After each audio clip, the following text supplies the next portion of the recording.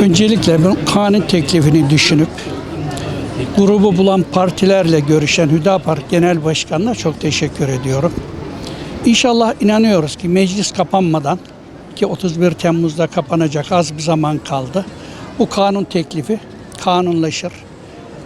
Bildiğim kadarıyla Cumhur İttifakı'nın paydaşları olsun, diğer sağduyulu milletvekilleri olsun, buna destek vereceklerdir.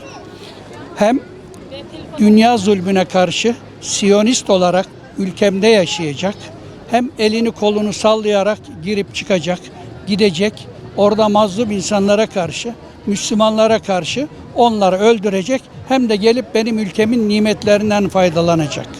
Bu kesinlikle sağduyulu birisinin, insani duyarlılığa sahip kişilerin kabul edeceği bir durum değildir.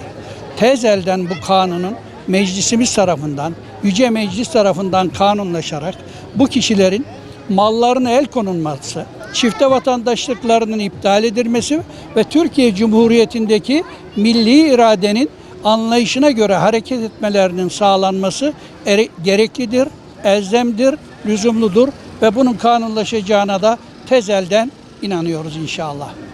Kimin ne yaptığı değil, benim ne yapmam gerektiği hususunda bizim bu soruyu birbirimize sormamız lazım. Yoksa şunu yapıyor da biz bunu yapıyoruz gibi konular hep İsrail'in ve Siyonistlerin işine yarar. Bize düşen görev kim var dendiğinde ardımıza bakmadan ben varım diyebilmektir. Ben varım diyenlerin sayısının arttığı ölçüde ona göre de devletimiz hareket kabiliyetini daha üst perdeden seslendirecektir diye düşünüyorum. Bu tip faaliyetlere bütün vatandaşlarımızın bila istisna katılmasını istiyoruz. Bizim bunlara canı yürekten katılmamız demek, onların bir an önce zaten bittiler, daha erken bitmelerini sağlayacaktır. Siyonizme karşı yürütülen her hareket, Gazelilere karşı yapılan her destek cihat hükmündedir. Milletimizi gördüğü her yerdeki cihada katılmaya davet ediyorum.